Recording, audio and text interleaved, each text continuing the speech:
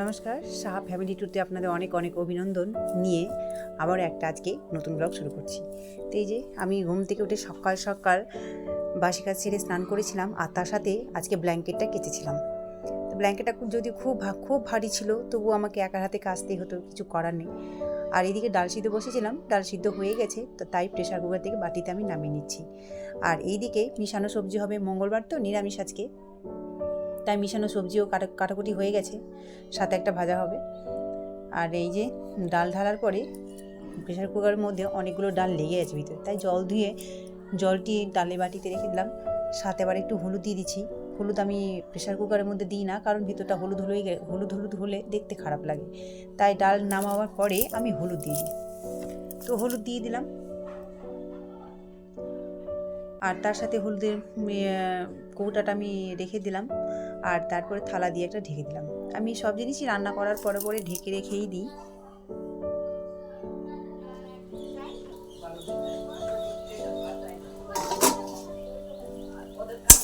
এইদিকে রান্না বসেছি, আর সৌভিক মিটি তো কেউ নেই, তো বেগুন ভাজা আমি বসেছিলাম। এই যে বেগুন ভাজাগুলো হয়ে গেছে, আমি তুলে নেবো, তারপরে করবো মিশানো সবজি।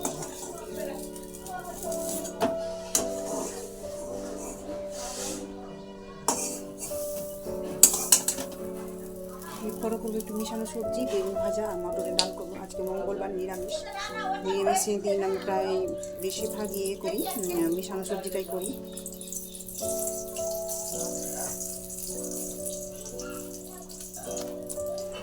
মিশানো সবজিটা ধনে পাতা দিয়ে ভালো লাগে, আর পাঁচফোড়ন দিয়ে।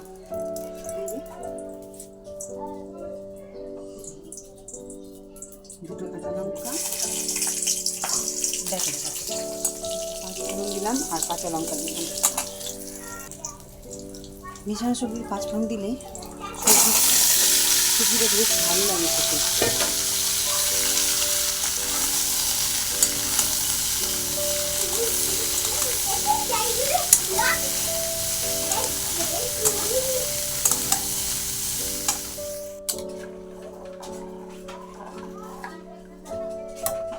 তো ডালটা আমি ছুঁকে নিলাম, আর এদিকে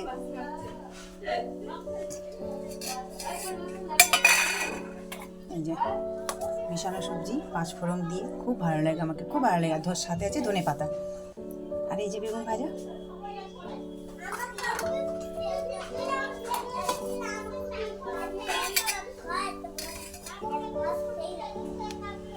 আর এখানে ভাত হয়েছে, এই যে ভাত নামিয়েছি আমি, গরম হয়ে আছে।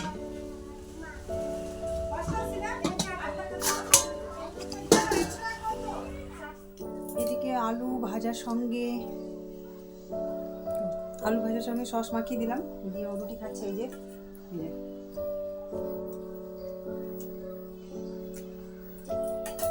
আলু ভাজা ছিল রুটির সঙ্গে, সকালকার জলখাবার করেছিল আলু ভাজা রুটি।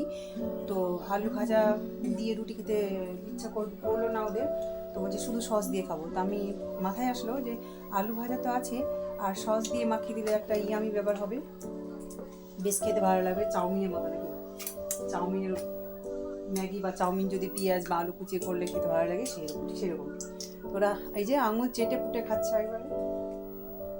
এই যে আর সাথে কান ফুটো করে বেশ মজাই লাগছে, ওকে দেখতেও ভালো লাগছে কান ফুটো করে। যে এইদিকে কান ফুটো করেছে। আমি একটু বাজার যাব, দেখি মাছ টাছ কিছু আনি। আজকে মঙ্গলবার, এনে ফ্রিজে রেখে দেবো, কালকে রান্না হবে। তো চলুন, পাশে থাকুন, সাথে থাকুন, আবার আসছি। এদিকে মাছ ধুয়ে ফ্রিজের মধ্যে আমি রেখে দিলাম।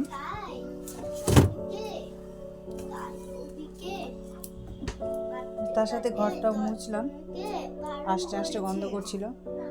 আর এইদিকেও পড়তে বসেছে। আমি একটু ছাদে যাব আবার। এইদিকে মিঠি পড়ছে,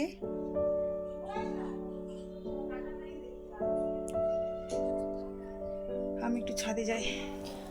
তো এইদিকে ছাদে এসেছি, যে জামা কাপড়গুলো শুকিয়ে গেছে সেগুলো তুলতে। আর সকালবেলা যে ব্ল্যাঙ্কেটটা কেচেছিলাম, সেটা এক পাটটা জল ঝরেছে আর এক পাটটা উল্টে দিচ্ছি। এই দিকটা ভিজে হয়ে আছে, এই সাইডের নিচেরটা ভিজা হয়ে আছে আর ওই দিকটা একটু হালকা হালকা শুকনো হয়েছে, তাই আমি উল্টিয়ে আবারও ওই দিকটা মেলে দিচ্ছি।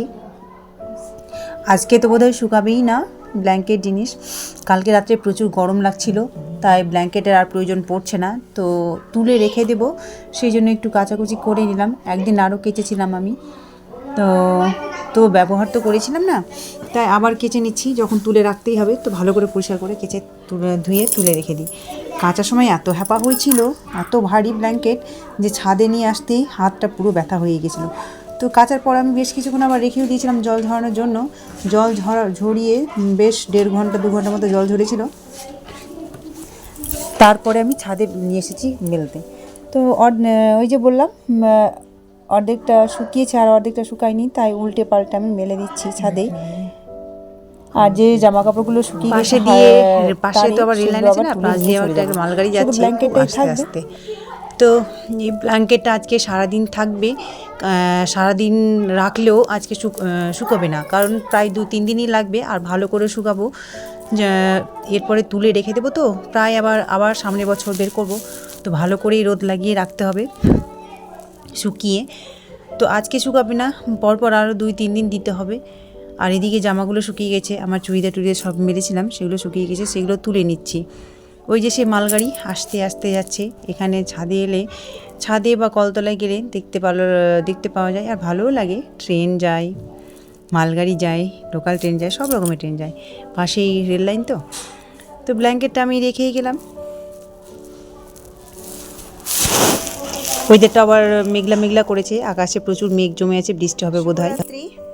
তো এখন আলু সিদ্ধ ভাত রান্না করা হলো, ভাতের সঙ্গে দিয়েছিলাম 2টো লঙ্কা সিদ্ধ করতে, কাঁচা লঙ্কা, আর একটা বড় আলু ছিল, তো আলুকে কেটে 2 টুকরো করেছিলাম, না তো সেদ্ধ হতো না। আর সঙ্গে ভাত, এই যে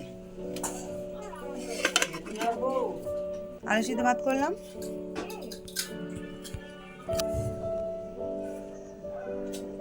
তার সাথে ডাল গরম করা হবে, ডাল তরকারি সবই গরম করা হবে,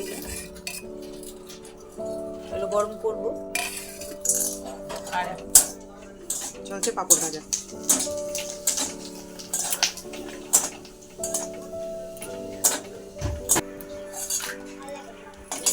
তো এখন পাঁপড় ভাজা চলছে, সব রকমের পাঁপড়, অনেক রকমের পাঁপড় ভাজা, 4 রকমের পাঁপড় ভাজা হচ্ছে।